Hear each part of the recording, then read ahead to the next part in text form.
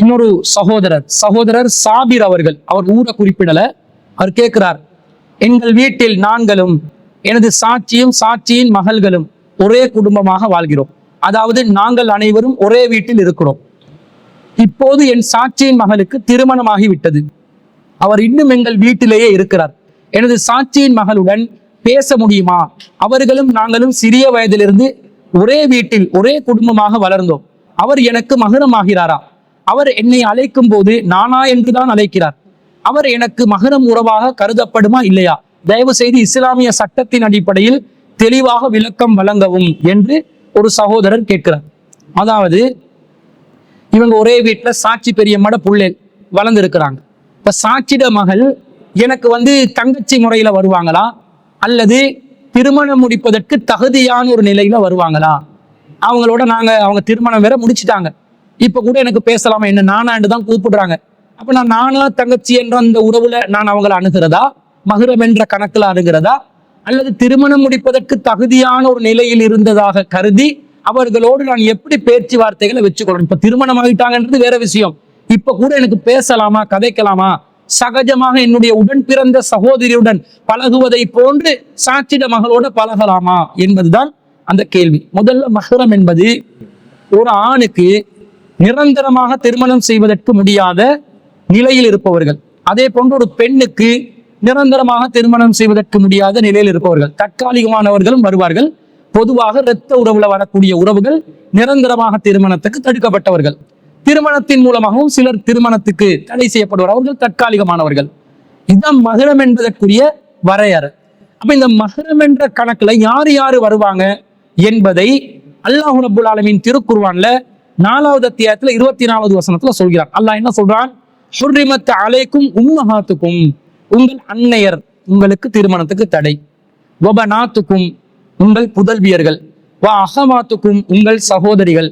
வா அம்மாத்துக்கும், உங்கள் தந்தையின் சகோதரிகள், மாமிமார்கள். வா ஹாலாத்துக்கும், உங்கள் அன்னையின் சகோதரிகள், சாட்சி பெரியம்மா. வபனாத்துல் அஹி, உங்கள் சகோதரனின் மகள். வபனாத்துல் உக்தி, உங்கள் சகோதரியின் மகள். வ உம்மஹாத்துக்குமுல் லாத்தி அர்லஅனக்கும், உங்களுக்கு பாலூட்டுவதனூடாக உங்களுக்கு தாயானவர்கள், பால் ஊட்டிய தாய்மார்கள். வ அஹவாத்துக்கும் மினர் ரலாஅதி, பால்குடி உறவின் மூலம் ஏற்பட்ட சகோதரிகள், அவர்களும் ஹராம். வ உம்மஹாத்து நிசாயிக்கும், உங்கள் மனைவிமார்களுடைய தாய்மார்கள், மாமிமார்களும் ஹராம். அதாவது மாமியார்மார்கள் ஹராம். வ ரபாயிபுக்கும் அல்லாத்தி ஃபீ ஹுஜூரிக்கும் மின் நிசாயிக்கும் அல்லாத்தி தஹல்தும் பிஹின்ன, நீங்கள் தாம்பத்திய நடத்திய மனைவிமார்களுக்கு முதல் கணவர் மூலமாக பிறந்த பெண் குழந்தைகள், ஆனால் உங்கள் பொறுப்பில் இருந்தால் அவர்களும் உங்களுக்கு ஹராம் என்று அல்லாஹ் தஆலா திருமணத்துக்கு தடை செய்யப்பட்ட அந்த பட்டியலை சொல்கிறான். அப்ப இதுல அல்லாஹ் என்ன சொல்கிறான்? சாட்சி பெரியம்மட புள்ளையில திருமணம் முடிக்க வேணாம் என்று அல்லாஹ் போட்டானா? உன சாட்சிமார்களை திருமணம் முடிக்க கூடாது, பெரியம்மாமார்களை திருமணம் முடிக்க கூடாது, அவனோட மகள்மார்களை திருமணம் முடிக்க கூடாதுன்னு அல்லாஹ் சொன்னானா? எது அல்லாஹ் சொல்லலையோ, எது அல்லாஹ் தடுக்கலையோ அவர்கள் திருமணம் முடிப்பதற்கு தகுதியானவர்களாக மாறுவார்கள். எப்ப திருமணம் முடிப்பதற்கு தகுதியானவர்களாக மாறுவார்களோ அவர்கள் மஹ்ரமானவர்கள் அல்ல, அவர்கள் மஹ்ரம் உறவில் வரமாட்டார்கள். உங்களுக்கு நானா சொன்னாலும் சரி, நீங்க தங்கச்சி சொன்னாலும் சரி, அல்லது நீங்க தாத்தா சொல்லி அவங்க உங்களை தம்பி சொன்னாலும் சரி, உடன் பிறந்த சகோதரன் சகோதரிகள் அல்லாதவர்கள் அக்காவாகவும் தங்கையாகவும் நானாவாகவும் தங்கச்சியாகவும் வரவே மாட்டார்கள் என்பது இஸ்லாம் நமக்கு தெளிவாக சொல்லிவிட்டது. அப்ப சாட்சிட மகள் திருமணம் முடிப்பதற்கு முன்பதாகவே உங்களுக்கு திருமணம் முடிப்பதற்கு அனுமதிக்கப்பட்டவர்கள். இப்போ உங்களுக்கு திருமணத்துக்கு அனுமதியாக மாட்டார் இதுல என்று சொன்னா அவங்க வேறொரு கணவருடைய மனைவியாக இருப்பதனால. மற்றபடி அவர்கள் உங்களுக்கு மஹ்ரமானவர் அல்ல.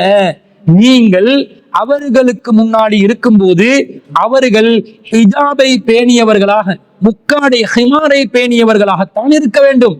தேவைக்கு நீங்கள் அவர்களுடன் பேசலாம். எப்படி ஒரு அந்நிய பெண்ணை நீங்க பாப்பீங்களோ அதே போன்ற பார்வைதான் இந்த பெண்ணிடமும் இருக்க வேண்டும்.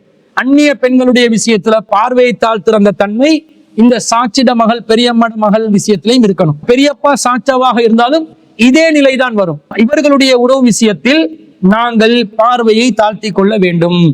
அப்ப இவர்கள் திருமணம் முடிப்பதற்கு அனுமதிக்கப்பட்டவர்கள் என்பதை இன்னொரு வசனமும் சொல்லுது. 33வது அத்தியாயத்தில் 50வது வசனம், அதாவது சூரத்துல் அஹ்ஸாப்ல 50வது வசனம் சொல்லுது, யா அய்யுவன் நபியு, நபியே, இன்னா அஹ்லல்னா லக அஸ்வாஜக அல்லாத்தி ஆதைத உஜூரஹுன்ன, நீங்கள் யாருக்கு மனக்கொடைகளை வழங்கி திருமணம் முடித்து விட்டீர்களோ அவர்கள் உங்களுக்கு ஹலாலானவர்கள். வமா மலக்கத் யமீனுக மிம்மா அஃபா அல்லாஹு அலைக, அல்லாஹ் உங்களுக்கு போர்க்களங்களில் கொடுத்த அடிமை பெண்கள் உங்களுக்கு ஹலாலானவர்கள். வபனாத்தி அம்மிக, உங்கள் தந்தையின் சகோதரரின் புதல்விகள், அதாவது சாச்சாமார்கள் பெரியப்பாமார்களுடைய பிள்ளைகள்.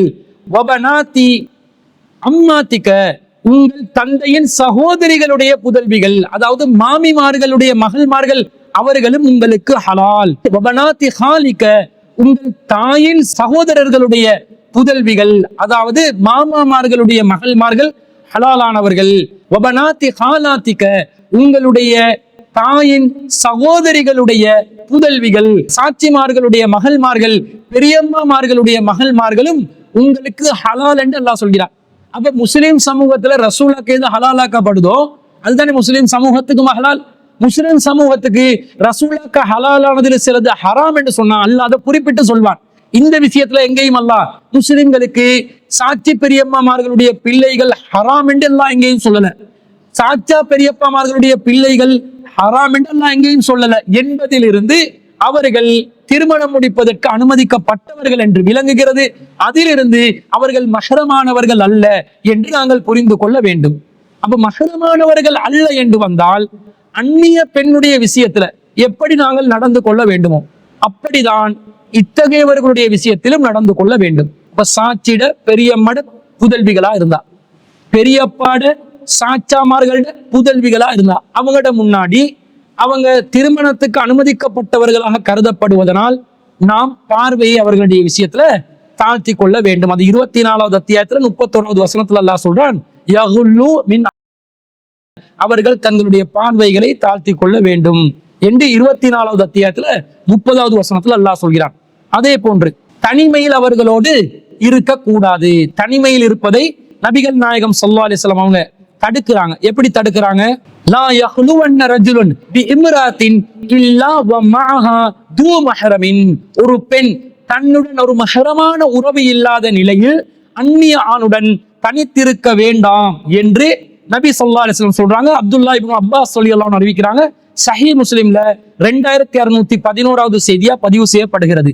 அதே போன்று அந்நிய பெண்களா இருந்தா அவங்களோட சேர்ந்து தனியா பயணம் செய்யவும் கூடாது. நபி ஸல்லல்லாஹு அலைஹி வஸல்லம் அவங்க சொல்றாங்க, வலா துசாஃபிருல் மர்அத்து இல்லா மா தி மஹ்ரமின், ஒரு பெண் மஹ்ரமான உறவு இல்லாமல் தனியாக பயணம் செய்ய வேண்டாம். அப்ப மஹ்ரம் இல்லாத நிலையில் சாட்சி பெரியம்மட மகள்மார்களோடு பயணம் செய்ய இயலாது. தனியாக மஹ்ரமான ஒரு உறவு இருந்தா பயணம் செய்யலாம்.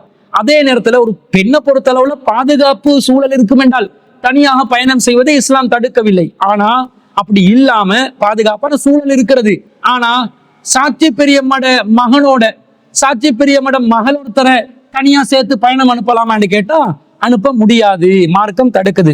இன்னும் நபி ஸல்லல்லாஹு அலைஹி வஸல்லம் அவர்களிடம் இந்த செய்தியை சொன்ன உடனே ஒரு நபி தோழர் எழும்புறார். ஃபகாம ரஜுலுன், ஒரு நபி தோழர் எழும்பி சொல்கிறார், ஃபகால யா ரசூலல்லாஹ், அல்லாஹ்வின் தூதரே, இன்னம்ராத்தி ஹரஜத் ஹாஜ்ஜதன், என்னுடைய மனைவி ஹஜ்ஜுக்காக வேண்டி பயணம் செய்வதற்காக வேண்டி நியத்து வைத்திருக்கிறார். வ இன்னகு துதிபு ஃபீ கஸ்வதி கஸா வ கஸா, நான் இன்னென்ன போர்களில் கலந்து கொள்ள வேண்டும் என்று என்னுடைய பெயரை பதிவு செய்திருக்கிறேன் என்று சொன்னோன்னே ரசூலுல்லாஹ் சொல்றாங்க, இன்தலிக், நீ அவளுடன் பயணம் செய், ஃபஹுஜ்ஜ மஅ இம்ராத்திக, உன்னுடைய மனைவியுடன் ஹஜ்ஜி செய் என்று ரசூலுல்லாஹ் சொல்றாங்க. அப்ப மஹ்ரமான ஒரு உறவோட தான் ஹஜ்ஜிக்கு அனுப்பணும் என்று ரசூல் ஸல்லல்லாஹு அலைஹி வஸல்லம் சொல்றாங்க.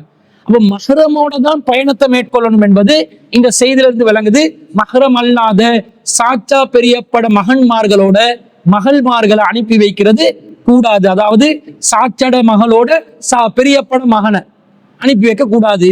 அப்படி தனியாக பயணம் செய்வது ஒரு அந்நிய ஆணோடு பயணம் செய்வதாக கருதப்படும் மஹ்ரம் ஒருவர் இருந்தால் அது பரவாயில்லை என்பதும் இதிலிருந்து விளங்குது. அதே நேரத்துல பேசலாமான்னு கேட்கிறாரு. ஒரு அந்நிய பெண் யார்? அந்நிய ஆணோட ஒரு பெண்ணாக இருந்தால் ஒரு அந்நிய ஆணுடன், ஒரு ஆணாக இருந்தால் அந்நிய பெண்ணுடன் தேவை நிமித்தம் பேசலாம். ஆனா பேச்சில குலைவு இருக்கக்கூடாது, வளைவு இருக்கக்கூடாது, நெளிவு இருக்கக்கூடாது என்றது நாங்க விளங்குறோம். எப்படி தேவைக்கு பேசலாம் என்றா, உங்களுக்கு தெரியும், அல்லாஹ் தஆலா திருக்குர்ஆன்ல 2வது அத்தியாயத்துல 235வது வசனத்துல அல்லாஹ் சொல்கிறார், பெண்கள் இத்தால இருக்கிறாங்க. அந்த இத்தால இருக்கிற நேரத்துல நீங்க என்ன செய்யலாம்? அவர்களுடன் ஃபலா ஜுனாஹ அலைக்கும் ஃபீமா அர்லல்தும் பிஹி மின் ஹித்பத்தன் நிசாஇ அவ் அக்ரன்தும் ஃபீ அன்ஃபுசிக்கும். நீங்கள் இத்தாவில் இருப்பவர்களுக்கு இந்த திருமண பேச்சுவார்த்தையை சாடமாடையாக பேசுவதை அல்லாஹ் தஆலா தடை செய்யவில்லை, அல்லது உங்களோட மனதுக்குள்ளே நீங்கள் மறைத்து எண்ணுவதை அல்லாஹ் தஆலா தடை செய்யவில்லை. அலிமல்லாஹு அன்னக்கும் சததுகுரூனஹுன்ன, நீங்கள் உங்களுடைய மனசுல அவங்களை நினைக்கிறது அல்லாஹ்க்கு தெரியும் என்று அல்லாஹ் தஆலா சொல்கிறார். விவாகரத்துல இத்தா இருக்கிற பெண்களோட கூட சாடமாடையாக திருமண பேச்சுவார்த்தையை நடத்தலாம் என்றான். வெளிப்படையா சொல்லக்கூடாது, ஆனா சாடமாடையா திருமண பேச்சுவார்த்தையை நடத்தலாம் என்ற மறைமுகமான பேச்சுவார்த்தை நடத்தலாம். இத்தா இருக்கிற பெண்ணோட கூட திருமண பேச்சுவார்த்தையை சாடமாடையாக பேசலாம் என்றா. ஒரு அந்நிய பெண்ணோட தேவைக்கு பேசலாமா இல்லையா? பேசலாம் என்பது விளங்குது.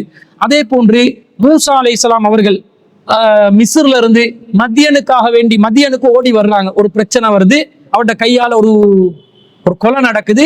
ஃபிரௌனுடைய கூட்டம் அவரை கொன்று விடுவாங்கன்ற அச்சத்துல அவரை நாடு கடந்து வராரு.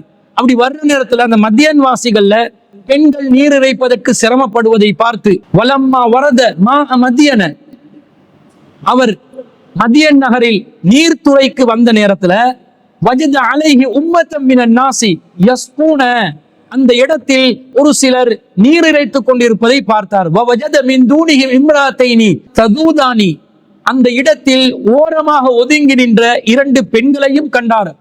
அவர் கேட்டார், மா ஹத்புகுமா, உங்களோட விஷயம் என்ன, ஏன் ஒதுங்கி இருக்கிறீங்க என்று கேட்ட காலத்தா, அந்த 2 பேர் சொன்னாங்க, நஸ்தி ஹத்தா யுஸ்திர ரியாஹு வ அபுனா ஷேஹுன் கபீர், நாங்க எப்ப நீர் இறைப்போம் என்றா இந்த இடையர்கள் எல்லாம் நீர் இறைத்து சென்ற பிறகுதான்.